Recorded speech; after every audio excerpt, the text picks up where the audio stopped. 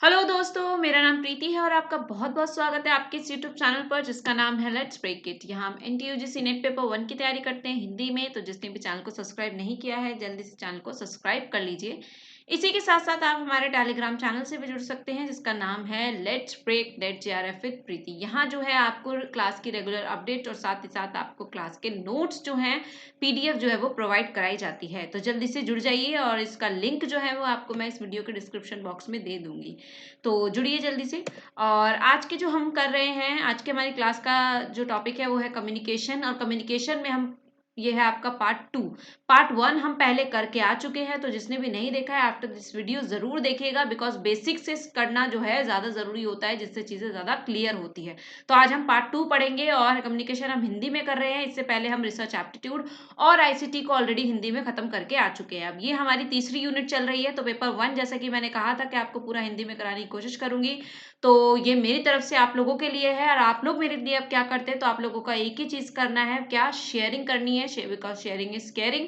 तो शेयरिंग करनी है अपने दोस्तों के साथ और ज्यादा से ज्यादा लोगों से, अपने जो भी लोग आपके फ्रेंड्स और आपके नियर वंस जो भी NT की तैयारी कर रहा है उसके साथ शेयर करके उनसे चैनल को सब्सक्राइब कराना है, because it is your duty. Okay, ये आपकी ड्यूटी है और मेरी ड्यूटी तो मैं कर ही रही हूँ।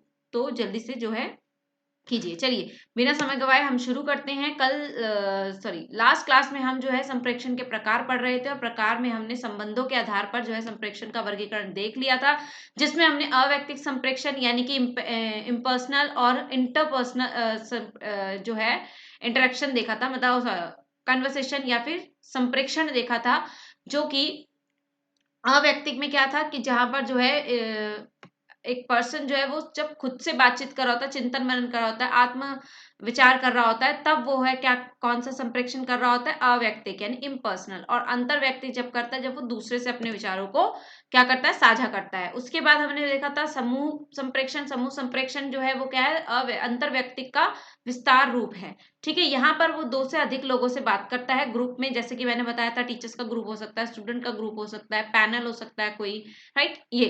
तो और इसके बाद हमने देखा था जन संप्रेक्षण। जन संप्रेक्षण ये सब चीजें मैं आपको लास्ट क्लास में बता के आई हूँ, बस एक छोटा सा क्विक रिवीजन कर रहे हैं बिकॉज हमें अभी जो है इसके और पार्ट्स भी करने हैं। इसलिए जन संप्रेक्षण यानी कि मास मीडिया से जो है रिलेटेड है, मास कम्युनिकेशन की बात करता है। और ये जो है एक बड़े पैमाने पर होता है, एक विशाल जनसमूह के साथ संप्रेक्षण जब करना होता है तो हम इसका यूज करते हैं। और इसका अन्य नाम क्या है, मध्यस्थता संप्रेक्षण है।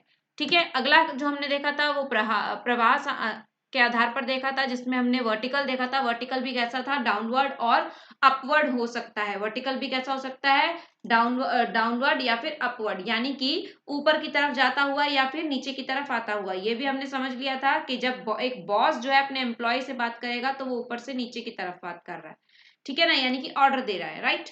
और जब एक एम्प्लॉय जो है अपने बॉस से बात करेगा तो वो नीचे से ऊपर की तरफ यानी कि अपवर्ड में जाएगा, जहां पर वो अपनी सुझाव या फिर रिपोर्ट दे सकता है। उसको आदेश तो नहीं दे सकता ना, निर्देश या आदेश कौन दे सकता है, एक बॉस ही दे सकता है। तो ये देखा था, नाम याद रखना है। उसके बाद हमने देखा क्षैतिज यानी कि हॉरिजॉन्टल। जब एक लेवल पर जो है किसी ऑर्गेनाइजेशन में, किसी कंपनी में, किसी ऑफिस में जब लोग काम कर रहे होते हैं और जब एक लेवल पर होकर बातचीत करते हैं तो उसे क्षैतिज संप्रेषण, समतलीय संप्रेषण या फिर हॉरिजॉन्टल कम्युनिकेशन कहा जाता है। त्रियक यानी कि डायगोनल। जब एक कंपनी और दूसरी कंपनी के लोग आपस में बात कर रहे होते हैं या फिर अलग अलग कंपनीज के लोग आपस में जब बात करते हैं तो उसे कहा जाता है, इस टाइप में बनेगा डायगोनल शेप जो है वो। तो ये उसे कहा जाता है क्या, त्रियक संप्रेषण या फिर डायगोनल कम्युनिकेशन। और उसके बाद हमने देखा था उद्देश्य के आधार पर। उद्देश्य के आधार पर हमने 2 देखा था, फॉर्मल और इनफॉर्मल। ये भी हम समझ कर आ चुके थे। यहाँ पर थोड़ी सी बात करेंगे आराम से। औपचारिक में क्या होता है, औपचारिक संप्रेषण जो है, औपचारिक संप्रेषण में संदेश जो है क्या होता है, संदेश को संप्रेषित करते हुए कुछ निश्चित नियमों और अधिनियमों का पालन किया जाता है। यानी कि कुछ नियम होते हैं जो हमें फॉलो करने होते हैं। अब जैसे आप ऑफिस में हैं और वहां पर आप ऑफिस में बैठकर संप्रेषण कर रहे हैं अपने कलीग के साथ या फिर अपने बॉस के साथ, तो वहां पर क्या होगा दोस्तों, आपको जो है कुछ नियमों का ध्यान रखना होगा। आप अपने दोस्त की तरह, जैसे कि नॉर्मल हम अपने फ्रेंड्स या रिलेटिव से बात करते हैं, और यार क्या हाल है या ऐसा कुछ, इस तरीके से बात करना जो है वहां के रूल्स के खिलाफ होगा। तो कुछ रूल्स होते हैं जो हमें फॉलो करने होते हैं, वो जो है उस टाइप का संप्रेषण क्या कहलाता है, औपचारिक संप्रेषण कहलाता है या फिर फॉर्मल कम्युनिकेशन। यह एक प्रकार की संगठनात्मक संरचना है। ठीक है, इसमें सही भाषा और सही उच्चारण का होना जरूरी है। सही भाषा और सही उच्चारण जो है होती है, ठीक है ना। सही भाषा और इसका सही उच्चारण होना जरूरी है। अगर आप नीचे स्वर में बोलेंगे और आपका बॉस सुन रहा है तो क्या कहेगा कि भाई वो सुनाई दिया, दोबारा बोलो, तो फिर इरिटेशन होगी, गुस्सा आएगा। तो ये चीजें, तो ये सब चीजों का ख्याल हमें रखना होता है कब, जब हम औपचारिक संप्रेषण कर रहे होते हैं तब। वहीं उसका विपरीत होता है अनौपचारिक संप्रेषण। अनौपचारिक संप्रेषण में क्या है, इनफॉर्मल कम्युनिकेशन। इसमें संप्रेषण के लिए कोई औपचारिक नियम या अधिनियम नहीं होते हैं, ठीक है। बिल्कुल सीधी सिंपल बात है, इसीलिए मैंने बोला कि उसका अपोजिट होता है। बिकॉज यहाँ पर आपको किसी तरह का कोई नियम, कोई रूल, कोई इस तरीके का गाइडलाइन फॉलो नहीं करनी होती है। यहाँ पर आप अपनी मन की मर्जी से बात कर सकते हैं, क्योंकि यहाँ पर आप जो है एक ऑफिस लेवल पर बात ना करके, अपने बॉस या एम्प्लॉय से, अपने कलीग से बात ना करके, अपने रिलेटिव, अपने दोस्तों और अपने जो है आसपास के लोगों से बात कर रहे होते हैं। इसलिए अनौपचारिक संवादीय संप्रेषण में संदेश के विरूपण होने, अब इसी के साथ साथ इसका डिसएडवांटेज भी है। माना कोई नियम नहीं है, माना कि कोई नियम नहीं है, कोई रूल नहीं है, कहीं पर ऐसा कुछ नहीं है जहां पर आपको जो कंटिन्यूसली आपको फॉलो करना है, लेकिन यहाँ पर जो है संदेश के विकृत होना और विकृत और विरूपण होने का, यानी कि उसमें कुछ डिस्टॉर्शन होने का या फिर कुछ गलत होने का, खराबी होने का जो है हमेशा क्या बनी रहती है, संभावना बनी रहती है, जिससे मूल संदेश कई बार अपना सही अर्थ खो बैठता है। और उससे क्या होता है कि जो मेन मीनिंग होता है ना, वो अपना सही अर्थ जो है खो बैठता है, जिसको, अब यहाँ पर ये बात बहुत इंपॉर्टेंट है, समझने वाली है। पीवाईक्यू है आपका, इंपॉर्टेंट लाइन है ये, पीवाईक्यू है, यहाँ पर पीवाईक्यू लिख लीजिए इसको। अभी बताती हूँ कैसे। हाँ, जिसको ग्रेपवाइन या अंगूरी लता, हिंदी में क्या कहते हैं, अंगूरी लता, और इंग्लिश में ग्रेपवाइन, और अंगूरी लता के अलावा इसे अफवाह संप्रेषण भी कहते हैं। कई बार हम ऐसी भी बातचीत कर लेते हैं जहां पर इनफॉर्मल बात हो रही होती है, कि झूठ बोलते हैं या फिर कुछ अफवाह फैलाना, तो उस अफवाह को ग्रेपवाइन जो है संप्रेषण कहा जाता है। ये क्वेश्चन इस प्रकार से आ सकता है कि ग्रेपवाइन संप्रेषण जो है किसके अंतर्गत आता है, औपचारिक के अनौपचारिक के। तो ये अनौपचारिक के अंतर्गत आता है, या फिर आपको कोई स्टोरी बनाकर दे देंगे और तब आपसे पूछेंगे कि इसमें से ये कौन सा संप्रेषण है, तो तब आपको जवाब देना होगा ग्रेपवाइन, ठीक है। तो इस अफवाह, ग्रेपवाइन और अंगूरी लता संप्रेषण भी कह सकते हैं। तो यहां तक था आपका ये उद्देश्य के आधार पर, जहां पर हमने दो देखे, फॉर्मल और इनफॉर्मल, औपचारिक और अनौपचारिक। अब आगे बढ़ते हैं और अगला उस पे आते हैं। अगला हमारा जो पॉइंट है, मतलब अगला जो आधार पर वर्गीकरण किया जाता है वो है माध्यम या फिर चैनल के आधार पर। माध्यम या चैनल क्या है, कि जब संदेश को हम, ये सेंडर जो है वो रिसीवर तक जब संदेश को पहुंचाएगा, तो किस माध्यम से पहुंचा रहा है। इस वक्त मैं जो हूं, आप तक जो भी चीजें पहुंचा रही हूँ, आपसे कम्युनिकेट कर रही हूँ, तो उसका कोई ना कोई चैनल है। चैनल का मतलब टीवी चैनल नहीं, चैनल का मतलब, या फिर यूट्यूब चैनल नहीं, टीवी चैनल का मतलब यहाँ पर है माध्यम, जिसके द्वारा कोई संदेश एक जगह से दूसरी जगह जा रहा है। यहाँ पर जो है माध्यम क्या है, वो क्या है, एक ऑनलाइन प्लेटफॉर्म है, यूट्यूब है एक माध्यम, ठीक है ना, इंटरनेट है माध्यम। तो ये है, ये चीजें क्या है, चैनल्स का काम, चैनल्स बोलते हैं इनको, किसमें, कम्युनिकेशन के भाषा में, ठीक है। तो माध्यम और चैनल क्या क्या हो सकते हैं, या तो कोई इंसान लिखकर कोई बात बताएगा, या फिर बोलकर कोई बात बताएगा, या फिर संकेतों में कोई बात बताएगा। तो इन आधारों पर जो है माध्यम जो है, चैनल यहाँ पर दिया। उसके अलावा भी चैनल हो सकते हैं, लिखकर, बोलकर। लिखकर कैसे पहुंचाएगा, हो सकता है व्हाट्सएप पर टेक्स्ट करके भेजे, व्हाट्सएप पर इनबॉक्स करे। मौखिक कैसे बोलेगा, फोन करके, कॉल करके बताएगा। संदेश के सांकेतिक कैसे करेगा, कोई सिंबल भेज के, जैसे स्माइली वाला इमोजी भेजते, तो इसका मतलब क्या होता है कि बंदा खुश है। गुस्से वाला इमोजी भेजते तो मतलब क्या समझते, संकेत है ना कुछ। तो ये माध्यम के आधार पर आपके ये जो है अ, आधार पर ये संप्रेषण हो सकते हैं। अब यहाँ पर आपको दिख रहा होगा, मैंने रेड में रखा है नोट। अब ये नोट जो है वो क्या है, इसको ध्यान से समझ लेते हैं। संप्रेषण शाब्दिक यानी कि वाचिक, और अशाब्दिक यानी कि गैर वाचिक होता है। अब याद रखना है कि शाब्दिक भी हो सकता है और अशाब्दिक भी हो सकता है। अब शाब्दिक में क्या आता है, लिखित संप्रेषण जो है वो अशाब्दिक, अशाब्दिक में लिखित संप्रेषण, और शाब्दिक में मौखिक और सांकेतिक संप्रेषण आते हैं। आपको याद रखना है, शाब्दिक में आपको लगेगा कि शाब्दिक में लिखित है, लेकिन नहीं, अशाब्दिक लिखित है और शाब्दिक जो है मौखिक। शब्दों का प्रयोग, शब्दों को बोलते वक्त हम किसका प्रयोग करते हैं, कैसे करते हैं, बोल कर करते हैं। अशाब्दिक लिखित में आता है। तो याद रखना है कि संप्रेषण जो है वो वाचिक और गैर वाचिक यानी कि शाब्दिक और अशाब्दिक भी हो सकता है, जो कि हमने ऊपर देख ही लिया है। तो यहाँ पर आपके जो है ये संप्रेषण के प्रकार खत्म होते हैं, आपको याद रखना है। ये हो सकता है आपसे ऐसे ना पूछे कि संबंधों के आधार पर ये सब ना देखे, ये मेन जो है इसके पॉइंट्स यही हैं, तो इनको आपको ध्यान में रखना है। आगे बढ़ते हैं आगे की तरफ, और यहाँ पर हम देखेंगे मॉडल्स। क्या देखेंगे? संप्रेषण के मॉडल्स। इंपॉर्टेंट पॉइंट्स हैं, यहाँ से क्वेश्चन बनता है तो ध्यान देंगे क्या है क्या चीजें हैं। इस यहाँ पर हम आगे पढ़ेंगे कि संप्रेषण किस प्रकार होता है, ये सारी चीजें अब हम देखेंगे एक एक करके, तो इसलिए ध्यान रखना है आपको। चलिए, तो किसके बता रहा है यहाँ पर? मॉडल्स दिए हैं यहाँ पर, कुछ अरस्तु का दिया है, शेनॉन एंड विवियर लीनियर मॉडल, और बेरलो का। तो ये जो है आपको मॉडल यहाँ पर दिख रहा है कि ये मॉडल हमें जो है देखने हैं। चलिए, तो एक एक करके जो है हम इन्हें क्या करते हैं, समझ लेते हैं। तो सबसे पहले बात करेंगे, चलिए इनको भी समझने से पहले, ये आगे हम समझेंगे, इनको समझने से पहले हम क्या समझ लेते हैं कि संप्रेषण होता कैसे, इसकी प्रक्रिया क्या है प्रॉपर। तो ये है आपका सेंडर यानी कि सोर्स, यहां से जो है मैसेज इनकोड हुआ। इनकोड यानी कि इसने मैसेज बनाया, इसको कुछ भी काम है तो मैसेज तो यही बना रहा है ना, तो इसने इनकोड किया। ये आगे भी समझेंगे हम अभी क्या है ये। इस सेंडर ने मैसेज इनकोड किया, उसके बाद इसने कोई माध्यम चुना, ठीक है ना, चैनल चुना। इसने सोचा कि चलो मैं उसको व्हाट्सएप करता हूँ। आजकल क्या चल रहा है भाई? व्हाट्सएप ही चल रहा है ना, तो चलो मैं उसको व्हाट्सएप कर देता हूँ। ये इसने चैनल चुन लिया भाई, माध्यम चुन लिया, ठीक है, आप समझ लेना भाई, ये व्हाट्सएप लिखा है, ठीक है। तो इसने क्या सोच लिया कि चलो भाई मैं क्या करता हूँ, उसे व्हाट्सएप करके कोई संदेश देता हूँ और उसे समझ बताता हूँ कि आज भाई ये बात हो गई है, ठीक है ना। व्हाट्सएप किया तो ये बात हो गई, इसने चैनल चुन लिया। उसके बाद क्या होगा कि ये जाएगा, ये बात जाएगी, संदेश कर दिया इसने व्हाट्सएप इसको, और इसके पास गई, और इसने क्या किया, उसको डिकोड किया। किसने? रिसिपेंट ने, यानी कि रिसीवर ने।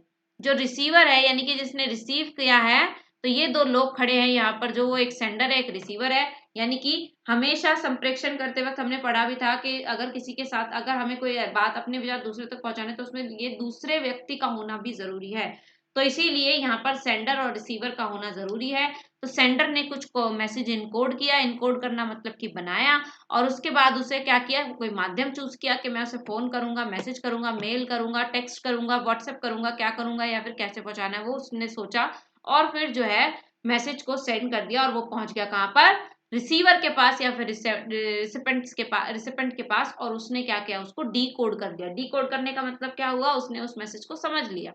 अब देखिए, कई बार लोग कोड लैंग्वेज में बात करते हैं, जैसे कि सबका कोड अलग अलग होता है। जैसे बहुत सारे लोग जैसे कि मार्केट में आप जाते हैं तो आप देखा होगा आपने, वो लोग ना अलग अलग लैंग्वेज में बात कर रहे होते हैं। यानी कि पैसों की जब वो बात करते हैं कि इतने का दे दो, आपस में बात करते हैं, हम बार्गेनिंग करते हैं, तब सुना होगा आपने ये चीज, है ना। डॉक्टर्स की अलग लैंग्वेज होती है, वहां वो साइंटिफिक लैंग्वेज में बात करते हैं। कई बार हमें समझ में भी नहीं आता है कि डॉक्टर किस बारे में बात कर रहे हैं, क्या बात कर रहे हैं। तो हर किसी की ऐसे लैंग्वेज अलग अलग है, तो वो उसको डी कोड वही कर सकता है जो उसे समझ रहा हो, ठीक है।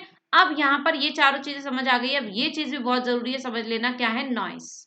नॉइस जो है हर जगह पर होता है। अब नॉइस का मतलब सिर्फ शोरगुल नहीं है यहाँ पर। नॉइस का मतलब ये नहीं है कि हल्ला हो रहा है और शोर हो रहा है, कुछ सुनाई नहीं दे रहा, कुछ समझ नहीं आ रहा, बस इतना नहीं। यहाँ पर नॉइस का मतलब ये है कि जब जो है एक सेंडर रिसीवर तक कोई मैसेज भेज रहा है, तो जब उस मैसेज को वहां तक पहुंचने में, समझने में कोई भी परेशानी आएगी, तो वो क्या है? नॉइस है। अब वो चाहे खराब नेटवर्क हो, वो चाहे उसकी बात उसका जो है खराब शब्दावली हो, आसपास का वातावरण कुछ ऐसा हो, या सामने वाले बंदे का मूड ठीक ना हो, वो सब कुछ किसके अंदर आ जाएगा? नॉइस के अंदर आ जाएगा। तो ये होता है नॉइस। तो ये थी एक प्रक्रिया जो चलती है। क्या होता है इसमें? सेंडर चाहिए होता है, वो इनकोड करता है, फिर एक चैनल चूज करता है, फिर रिसीवर को भेजता है, रिसीवर उसे क्या कर लेता है? डिकोड कर लेता है। आप बढ़ते हैं आगे और अब समझ लेते हैं एरिस्टोटल के जो है, यानी कि अरस्तु के मॉडल को। क्या है, इन्होंने जो है स्पीकर को जो है इंपॉर्टेंस दी है यहाँ पर, ठीक है। जो बोल रहा है, स्पीकर स्पीच करेगा, ऑडियंस सुनेगी और उसका इफेक्ट होगा, ठीक है ना। उस पर क्या होगा? इफेक्ट होगा। कुछ भी बोला जा रहा है अगर, तो इफेक्ट तो जाहिर सी बात है होगा ऑडियंस पर। किसी चाहे पॉजिटिव हो नेगेटिव हो, इफेक्ट होगा ही होगा, ठीक है। तो एरिस्टोटल जो है वो बहुत पुराना है, सबसे पुराना समझ लीजिए जो है कम्युनिकेशन का एक मॉडल है, जिसमें जो है स्पीकर को ज्यादा इंपॉर्टेंस दी जाती थी। जाहिर जनरल सी बात है कि अब ऐसा नहीं है, लेकिन ये हम क्या कर रहे हैं, शुरुआत से कर रहे हैं, एरिस्टोटल का कर रहे हैं। तो एरिस्टोटल में किसको इंपॉर्टेंस दी जाती थी? ज्यादा स्पीकर को। ये इनका मॉडल है। तो हो सकता है पूछ लिया जाए कि एरिस्टोटल के मॉडल के अनुसार जो है कौन सा इसमें से चारों में से नहीं है। तो इन्होंने किस किस को रखा है? स्पीकर को, फिर स्पीच को उसकी, फिर ऑडियंस पर पड़ेगा इफेक्ट। तो ये चीज आपको इस सीक्वेंस में याद करनी है और सीक्वेंस में ही क्वेश्चन आ सकता है। क्योंकि यहाँ पर जो है, जैसे कि हमने यहाँ देखा कि यहाँ पर जो है ये किस पर, ये सब पर फोकस हो रहा है ना। इसका जो है सेंडर ने क्या मैसेज भेजा, फिर इनकोड कर दिया चैनल, और फिर ये सब आया, डिकोड किया, ये हुआ। फिर उसका फीडबैक भी, हाँ एक चीज और इम्पोर्टेंट यहाँ पर थी, फीडबैक। फीडबैक भी जो है इम्पोर्टेंट है, इसने उसका फीडबैक दिया, ठीक है ना। रिसिपेंट ने डी कोड करके उसका फीडबैक किया, और फीडबैक दिए बिना, जैसे कि हमने पढ़ा था लास्ट क्लास में, फीडबैक के बिना जो है कोई भी संप्रेषण क्या होता है, पूरा नहीं होता है। ये चीज यहाँ पर हमें ध्यान में रखनी है कि बिना फीडबैक के कोई भी संप्रेषण पूरा नहीं होता है। चलिए ठीक है, तो यहाँ पर जो है, लेकिन इसने किसको इंपॉर्टेंस दे रहा है, ना फीडबैक ना किसी चीज को, यहाँ पर ये दे रहा है इंपॉर्टेंस स्पीकर को, और स्पीच, उसके बाद वो स्पीच दे रहा है, ऑडियंस से समझे, और उस पर क्या हुआ, उसका इफेक्ट हुआ उसके ऊपर, ठीक है। ये है एरिस्टोटल का कम्युनिकेशन मॉडल। अब बात करते हैं शर्मस की, शैरम्स। इसका जो है मॉडल कैसा है, इसका मॉडल सर्कुलर में है। ये पूछ सकता है आपसे कि किस प्रकार का मॉडल है, सर्कुलर है। सर्कुलर कैसे है भाई, क्योंकि ये गोल गोल चल रहा है। कैसे, देखो सबसे पहले जो है इनकोडर। इनकोडर कौन है भाई, इनकोड करना अभी पढ़ा, देखा ना हमने। इनकोड करना मतलब मैसेज को बनाना, है ना। वो कौन बनाता है, इंटरप्रेटर बनाता है। इंटरप्रेटर मतलब कि सेंडर। इंटरप्रेटर कौन है, सेंडर है, ठीक है। और यहाँ पर भी इंटरप्रेटर कौन है, ये रिसीवर है, ठीक है। ये कौन है, रिसीवर, या फिर अगले पल जब ये बोलेगा तो ये सेंडर हो जाएगा और ये रिसीवर हो जाएगा। जैसे इस वक्त मैं बोल रही हूँ और आप सुन रहे हो, तो आप, मैं सेंडर हूँ, आप रिसीवर है। और जब आप लोगों का कोई डाउट निकलेगा और आप मुझसे पूछेंगे, तो आप सेंडर और मैं रिसीवर हो जाऊंगी। तो ये जो इनका जो कम्युनिकेशन मॉडल है वो इस प्रकार ही चलता है। यहाँ पर ये किस स्पीकर पर या एक चीज पर फोकस नहीं करते, ये क्या करते हैं, दोनों चीज पर। कि क्या होगा, इंटरप्रेटर क्या करेगा, उस एक मैसेज एनकोड करेगा, वो मैसेज जाएगा किसके पास, दूसरे इंटरप्रेटर की तरफ।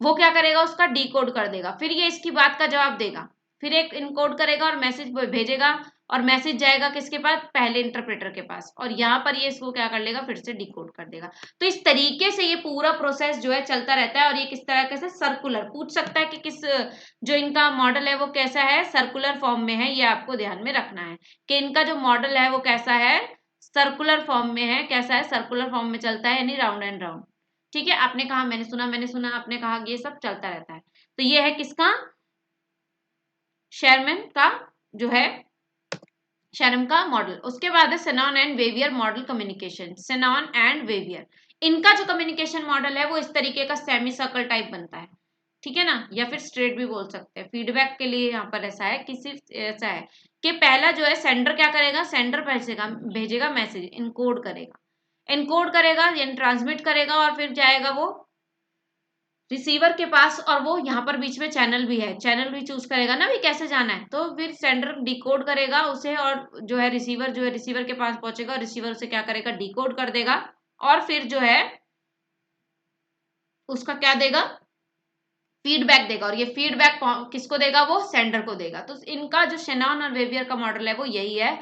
और यहाँ पर भी नॉइस है, ठीक है ना। नॉइस के बिना जो है कोई भी कम्युनिकेशन पूरा भी नहीं हो सकता, उसमें कहीं ना कहीं कुछ ना कुछ नॉइस होता है। अब नॉइस क्या है, इस पूरा हम डिटेल में आगे पढ़ेंगे। चलिए, तो यहाँ तक आपको क्लियर हुआ शेनॉन का और वेवियर का कैसा है। इसमें सेंडर है, इनकोडर है, डिकोडर है और रिसीवर है, ये इनको बात करते हैं। चैनल की बात ये यहाँ पर नहीं कर रहे उतनी इंपॉर्टेंटली। यहाँ पर सेंडर की बात कर रहे हैं, इनकोडर की बात कर रहे हैं, डिकोडर की बात कर रहे हैं, और फिर उसके बाद रिसीवर की बात कर रहे हैं। तो ये यहाँ पर ये ऐसे ही बात करते हैं। और सर्कुलर वाला किसका है, जो अभी हमने पहले पढ़ा। और इसके अलावा ये वाला कैसा है, ये इस तरीके से चलता है डायरेक्ट। चलिए आगे बढ़ते हैं और अब देख लेते हैं किसका, बैरलो का जो है मॉडल, इंपॉर्टेंट मॉडल है और ये रिसेंट भी है, और आगे इसको बढ़ाया गया है एसएमसीआर मॉडल के नाम से भी इसे जाना जाता है। बैरलो का मॉडल को एसएमसीआर के नाम से। अब कैसे, क्योंकि इसमें जो है क्या होता है, एक सेंडर होता है, वो क्या करता है, एक सेंडर होता है और वो भेजता है मैसेज, एम से मैसेज। फिर वो चैनल, मैसेज भेजने के लिए क्या चूज करता है, कोई चैनल चूज करता है कि उसे कैसे जो है रिसीवर तक मैसेज पहुंचाना है। एनकोड करके मैसेज को इनकोड करके कहाँ भेजता है, चैनल पे भेजता है, यानी कहाँ पे से भिजवाना है, उसे कैसे भेजना है मुझे, टेलीफोन के थ्रू, मैसेज व्हाट्सएप के थ्रू, टेक्स्ट के थ्रू, या फिर ईमेल के थ्रू। और फिर जो है रिसीवर उसे क्या कर लेता है, पाकर उसे डिकोड कर लेता है। क्या कर लेता है? डिकोड कर लेता है। तो ये चीज हमें याद रखनी है। SMCR मॉडल जो है वो किसका है? बेरलो का है। और जो है इसके अंदर फिर आगे भी चीजें जोड़ी गई जो भी हम देखेंगे। अभी यहाँ पर ये समझना जरूरी है कि यहाँ पर सेंडर है और रिसीवर है, पहले भी में भी था, पर लेकिन वहां पर एनकोडर और डिकोडर कहा जा रहा था, और यहाँ पर मैसेज और किस पर? चैनल पर फोकस किया जा रहा है। तो बस इतना ही आपको ध्यान में रखना है बेरलो का मॉडल के अंदर। ठीक है, तो हमने ये सारे देखे। सिमोन का हमने देखा, वेवियर का देखा, बेरलो का देख लिया, अरस्तु का देख लिया और सार्मन का भी देख लिया। तो ये सब हमने देखे। अब हम बढ़ते हैं आगे। तो आई होप यहाँ तक आपको क्लियर होंगे। फीडबैक बहुत जरूरी होता है, ये चीज भी आपको याद रखनी है कि फीडबैक जो है बहुत ही जरूरी होता है। अब आगे क्या कहते हैं कि बेरलो ने मूलतः संप्रेषण को एसआर, पहले उन्होंने सिर्फ क्या दिया था? एसआर, यानी सेंडर और रिसीवर, सिर्फ दो लोग हुआ करते थे, एक सेंडर है एक रिसीवर है, मॉडल के रूप में समझाने का प्रयास किया, जहां संदीपन स्टिमुलस को प्रेषक यानी कि सेंडर के साथ और प्रतिपुष्टि यानी फीडबैक को प्राप्तकर्ता के साथ जोड़ा जाता है। ठीक है, इस एसआर मॉडल के बाद इसे एसएमसीआर के रूप में जो है बढ़ा दिया गया। यानी हिंदी में अगर हम बात करें तो क्या है? एस फॉर सेंडर यानी कि प्रेषक, संदेश, चैनल यानी कि माध्यम, और प्राप्तकर्ता मॉडल कहा जाता है। तो आपको याद रखना है बेरलो का मॉडल बहुत इंपॉर्टेंट है, आपको ध्यान में रखना पड़ेगा इसे। पहले ये एसआर था और उसे बढ़ाकर जो है एसएमसीआर ये कर दिया गया। आगे बढ़ते हैं और अब बात करते हैं इनकी किसकी? संप्रेषण के तत्वों की। बहुत इंपॉर्टेंट है, आई होप यहाँ तक आपको क्लियर होगा ये चीजें, ये बहुत इंपॉर्टेंट थी। उसके बाद हम बढ़ रहे हैं आगे और यहाँ पर आ रहे हैं हम किस पर? संप्रेषण के तत्वों पर। संप्रेषण के 7 तत्व होते हैं जो इस प्रकार है। क्या क्या है? यानी क्या इनके अलावा अब जब ये आगे बढ़ा, आज के मॉडर्न जमाने में कौन चीजें इंपॉर्टेंट है? यानी कि यहाँ एसएमसीआर तो पहले बेरलो के टर्म में था, लेकिन अब जो रिसेंट में करंट में है वो क्या है? तो सेंडर है, मैसेज है, फिर वो चैनल चूज करेगा, एक मैसेज इनकोड करेगा, फिर वो रिसीवर तक पहुंचेगा और रिसीवर उसे डिकोड करके क्या देगा?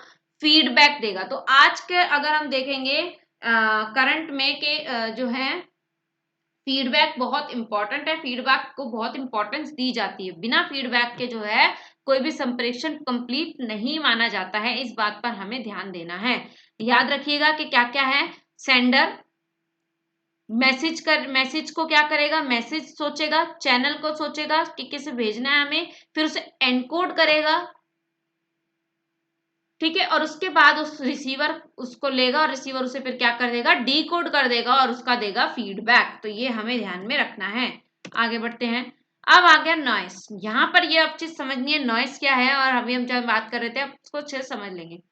संप्रेषण में शोर शब्द का अर्थ सिर्फ भौतिक स्तर तक सीमित नहीं है, यानी कि आवाजें आ रही है कुछ तोड़ा फोड़ी की, गाने की, सब ये शोर यहाँ तक ही सीमित नहीं है।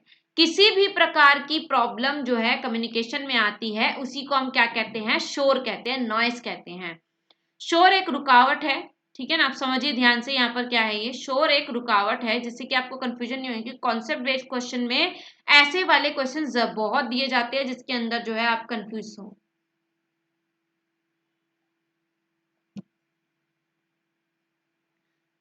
शोर एक रुकावट है जो कि संप्रेषण प्रक्रिया के दौरान समय के किसी भी बिंदु से उभर सकता है और इसे विस्तृत एवं अप्रभावी कर सकता है। यानी कि शोर जो है यानी कि नॉइस जो है वो किसी भी तरीके से हो सकता है। ठीक है ना, और जो है संप्रेषण को क्या कर देता है? वो अप्रभावी कर देता है। पृष्ठभूमि में शोर अलग अलग ढंग से संप्रेषण की प्रभावशीलता पर प्रभाव डालता है। प्रथमतः यह श्रोता को सुनने से रोकता है। ठीक है ना, रोक सकता है, जो कि उसके तनाव और चिंता का कारण बन सकता है, जो स्वयं में ही प्रभावी संप्रेषण के लिए एक बाधा है। यानी सबसे पहले अगर हम बात करें तो ये सुनने से रोक सकता है। वो क्या क्या और हो सकते हैं, जैसे कैसे कैसे रोक सकता है, ये हम अभी आगे शोर के प्रकार में देखेंगे। तो सबसे पहले शारीरिक क्रियात्मक शोर की बात करें, जहां पर जो है जब हम ऐसे शोर कर रहे होते हैं, मतलब पहले चारों पढ़ लेती हूँ फिर बताती हूँ एक एक करके। फिर भौतिक शोर हुआ, फिर मनोवैज्ञानिक शोर हुआ, और फिर अर्थ से संबंधित शोर हुआ। तो ये प्रकार है, प्रकार में आप समझ सकते हैं, जैसे कि मैंने कहा शारीरिक क्रियात्मक, यानी कि जब जो है तबीयत खराब होना, इरिटेट है, अगर मान लीजिए आपका जो अध्यापक है वो पहले से ही परेशान है किसी चीज को लेकर और उसका दिमाग काम नहीं कर रहा है या किसी चीज से उलझा हुआ है, तो जब वो क्लास में आएगा तो क्या उतने अच्छे संप्रेषण हो पाएगा? नहीं, वो अपनी परेशानी में उलझा रहेगा। ये एक एग्जाम्पल मैं दे रही हूँ, ठीक है। वैसे जो है एक अध्यापक को कभी भी अपनी परेशानी, अपनी पर्सनल प्रॉब्लम्स जो है अपने स्टूडेंट के बीच में नहीं लानी चाहिए। वहां पर जो है उसे अपने उससे काम करना चाहिए। लेकिन कई बार ऐसा होता है कि इंसान के बस में नहीं होती कुछ चीजें और वो उसके साथ, जैसे तबीयत खराब होना, उसकी फीवर है, सर दर्द है या कुछ ऐसी चीज है जो कि उसके किस पर इफेक्ट करेगा? संप्रेषण पर इफेक्ट करेगा। भौतिक शोर को हम क्या कहेंगे? भौतिक शोर के अंतर्गत जैसे कि क्लासरूम लगा हुआ है और बाहर कुछ चीजें, बाहर जो है कंस्ट्रक्शन का काम चल रहा है और खिड़की से, विंडो से उसकी बहुत जोर जोर से आवाजें आ रही है, इस टाइप का जो शोर होता है, तो ये तो मेन नॉइस में ही आ गया। मनोवैज्ञानिक शोर और अर्थ संबंधी शोर। अर्थ संबंधी शोर ये होता है कि मैं कहना कुछ चाह रही हूँ लेकिन सामने वाला उसका अर्थ कुछ और ही लेकर समझ रहा है, सेमेंटिक जिसे बोलते हैं। तो इस तरीके के जो शोर होंगे, यानी कि ये सब चीजें किसके अंतर्गत आ जाती है? शोर के अंदर। चाहे जो भी दिक्कत हो, चाहे सुना न जा रहा हो, आवाजें हो रही हो आसपास, या जैसे इस वक्त मैं किससे जुड़ी हूँ आपसे? इंटरनेट से जुड़ी। तो अगर इंटरनेट खराब आएगा तो आपका जो है बीच में जो है प्रॉब्लम आएगी, बीच में जो है रुकेगा आपका जो वीडियो है। तो इसमें ये भी क्या है? एक तरीके का नॉइस है। जब आप रेडियो कई बार ऑन करते हैं, टीवी कई बार ऑन करते हैं, तो उसमें क्या होता है? जर्र ऐसी आवाजें आती है, तो ये भी नॉइस है ना? कि क्या है? कोई भी चीज अगर कोई संदेश को एक जगह से दूसरी जगह जाने से रोक रही है, कम्युनिकेट करने से रोक रही है, तो वो जो चीज है, वो जो परेशानी है, उसको ही हम क्या कहते हैं? नॉइस कहते हैं। आई होप क्लियर होगा। नहीं है तो आप मुझसे पूछ सकते हैं अभी। अब आगे बात करते हैं और अगले टॉपिक की तरफ बढ़ते हैं। क्या है हमारे? 7 C's, द मोस्ट इंपॉर्टेंट चीज। यहाँ से क्वेश्चन बहुत बार पूछा जाता है, इसे ध्यान से समझ लेंगे क्या है। 7 C's कम्युनिकेशन, यानी कि 7 C's ऑफ कम्युनिकेशन। 7 जो है सी से शुरू होने वाले कुछ शब्द है जो कम्युनिकेशन में बहुत इंपॉर्टेंस रखते हैं। वो क्या क्या है? क्लियरिटी, यानी कि स्पष्ट होना चाहिए कोई भी कम्युनिकेशन। एक एक को हम समझेंगे। देखिए, अगर मेरी बातें आपको स्पष्ट ही तरीके समझने, तो स्पष्ट ही नहीं होंगी तो आपको क्या होगा? क्या वो चीज समझ में आएंगी? नहीं। कंप्लीटनेस, कंप्लीट होना चाहिए। अगर वो इनकम्प्लीट होगा, संपूर्ण नहीं होगा, संपूर्णता होना जरूरी है। कोई भी संप्रेषण में अगर मैंने अधूरा छोड़ दिया तो बात क्या होगी? दिमाग में रह जाएगी। संक्षिप्त होना चाहिए, कॉन्साइज में होना चाहिए। ऐसा नहीं कि बहुत लंबी चौड़ी बातें हो रही है, वही हो जा रही है। कहना हमें कुछ था लेकिन हमने घुमा घुमा के, कहानी बना बना के उसको क्या कर दिया? उसमें क्या ले आए? एरर ले आए। उसमें क्या ले आए? प्रॉब्लम ले आए। तो ये नहीं होना चाहिए, इसलिए संक्षिप्त होना चाहिए। यथार्थपूर्ण होना चाहिए, यानी कंक्रीटनेस होनी चाहिए उसमें। सच्चाई होनी चाहिए। कम्युनिकेशन एक तभी सफल होता है जब उसमें सच्चाई होती है। हमने कुछ भी झूठा फूटा झूठ बोल दिया या कुछ ऐसा है जो नहीं होता, तो वो संप्रेषण जो है क्या हो जाएगा? खराब हो जाएगा। कर्टसी, यानी कि विनम्र होना चाहिए। संदेश संप्रेषण जो है वो कैसा होना चाहिए? विनम्र होना चाहिए। करेक्टनेस होनी चाहिए उसमें, सही होना चाहिए। सुसंबंध, यानी कोहेरेंट होना चाहिए, सुसंबंधित होना चाहिए। जो बात हो रही है उसी से रिलेट करता हो। ऐसा नहीं कि अभी बात कुछ और कर रहे हैं, फिर कुछ और चीज से एग्जाम्पल देके हमने उसे समझ लिया और इस तरीके से नहीं। तो ये 7 C's है जो आपको, इस सीक्वेंस आपको याद रखने की जरूरत नहीं है, लेकिन ये 7 C's आपको याद रखने की जरूरत होगी। इसको इंग्लिश में याद कर लेंगे तो ज्यादा अच्छा होगा। क्लियरिटी, कंप्लीटनेस, कंसाइजनेस, और उसके बाद कर्टिसी, ठीक है ना? कंसाइजनेस, कंक्रीटनेस, कर्टिसी, ठीक है। उसके बाद आ गया करेक्टनेस और फिर आ गया आपका कोहेरेंट, यानी कि क्लैरिटी, कंप्लीटनेस, कंसाइज। कैसे याद करेंगे? अब आप कहानी बनाकर या किस तरीके से इसको याद कर सकते हैं, लेकिन इन्हें याद करना जरूरी है बिकॉज यहाँ से क्वेश्चन बनता है। 4 ऑप्शंस दे दिए जाएंगे, उनमें से एक ऑड होगा और आपसे पूछा जाएगा कि इसमें से कौन सा 7 C's कम्युनिकेशन के अंदर नहीं आता है। तो ये है आपका जो है 7 C's। आई होप क्लियर होंगे और आपको इसका मतलब भी। आगे बढ़ते हैं और अगला जो पॉइंट है हमारा वो क्या है? पैराफ्रेजिंग। ध्यान से सुनना है, पैराफ्रेजिंग होता क्या है? तो यह एक प्रकार एक ऐसा कौशल है, यह एक ऐसा कौशल है जो कि अच्छे श्रवण के लिए अत्यावश्यक है। क्या है? अच्छे श्रवण के लिए अत्यावश्यक है, बहुत ही जरूरी है पैराफ्रेजिंग। अब होता क्या है, इसे ध्यान देंगे। टर्मिनोलॉजीज पर बहुत ध्यान देंगे, ताकि क्योंकि टर्मिनोलॉजी से, यानी कि ऐसे क्वेश्चन दे दिए जाते हैं जिसमें शब्दों का अर्थ पूछ लिया जाता है। इसमें श्रोता से यह अपेक्षा की जाती है कि उसने जो अभी वक्ता से सुना, यानी कि जो बोल रहा है वो जो बोल रहा है वो वक्ता और जो सुन रहा है वो श्रोता। जैसे कि मैं कोई पोयम सुना के इस वक्त आपसे और पूछूं कि बताइए इसका, इसको आप बताइए, तो वही आप सुनने वाले और मैं बोलने वाली हो गई, यानी कि वक्ता। उसका अपने शब्दों में व्याख्यान करे, उससे वक्ता यह पता लगा सकता है कि संप्रेषण प्रभावी है या नहीं, उसमें किस प्रकार के सुधार की जरूरत तो नहीं है, किसी प्रकार के सुधार की जरूरत नहीं। यानी कि जब हम, जैसे कि टीचर कई बार आपसे क्लास में पूछते हैं ना कि समझ आया, क्लियर है, और उसके बाद एक एक को खड़ा करके छोटी क्लासेस में पूछा जाता है कि हाँ आप बताइए कि मैंने क्या कहा, तो इससे ये क्या होती है, पैराफ्रेजिंग होती है। यहाँ पर जो है सामने वाला आपको एक्सप्लेन करेगा कि अब तक आपने क्या कहा। इससे क्या, इससे बहुत से इसके लाभ क्या क्या है हो सकते हैं, तो इसके लाभ हो सकते हैं कि आपने जो पढ़ाया वो बच्चे ध्यान से सुनेंगे, पैराफ्रेजिंग, क्योंकि आप बच्चे जानते हैं कि मैम हमसे या सर हमसे जो है रिपीटले पूछ सकते हैं, तो ध्यान से सुनेंगे तो वो उनके फायदे की बात है। और जो है आपको जो है चीजें क्लियर करना भी आ जाएगा, क्योंकि एज अ टीज तो बंदा बताएगा नहीं, उसकी समरी सोचेगा, उसको सोचेगा, उसके बारे में एनालाइज करेगा और फिर जो है उसको अपने शब्दों में कहेगा। तो ये काफी सारी चीजें जो है इसके अंतर्गत आ जाती है, किसमें, पैराफ्रेजिंग के अंतर्गत, यानी कि काफी सारी अच्छी चीजें इसमें होती हैं। तो याद रखना है, पैराफ्रेजिंग का मतलब आपको आई होप समझ में आ गया होगा। जब कोई व्यक्ति, जब कोई वक्ता श्रोता को कुछ कहता है और श्रोता से क्या करता है, ये उम्मीद करता है कि वो उसे अपनी व्याख्या में उसको बताए, तो ये चीज क्या कहलाती है, पैराफ्रेजिंग कहलाती है। तो यहाँ पर ये जो चीजें हमने की, आई होप आपको क्लियर होंगी सारे पॉइंट्स। अब आपकी एक क्लास और बची है, जिसके अंदर हम जो बाकी बची हुई इंपॉर्टेंट चीजें वो कंप्लीट कर लेंगे, और आज की क्लास आपकी यहीं तक है।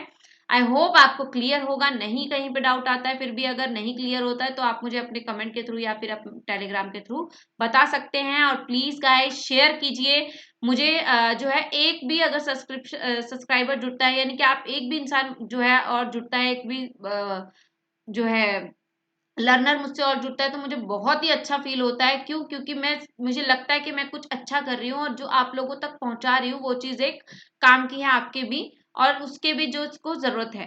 तो जिसको जरूरत है वहां तक पहुंचे, उसके लिए आपको क्या करना पड़ेगा, शेयर करना पड़ेगा। तो जल्दी से शेयर कर दीजिए फटाफट से, अगर अब तक नहीं किया है तो, और टेलीग्राम चैनल के साथ भी जुड़ जाइए। और चलिए मिलते हैं अगली वीडियो में, यानी कि अगले सेशन में मिलते हैं। और जो है यहाँ तक आपको अच्छे से समझ लेना है क्या हुआ है, क्या चीजें हमने की है। चलिए, thank you so much and take care.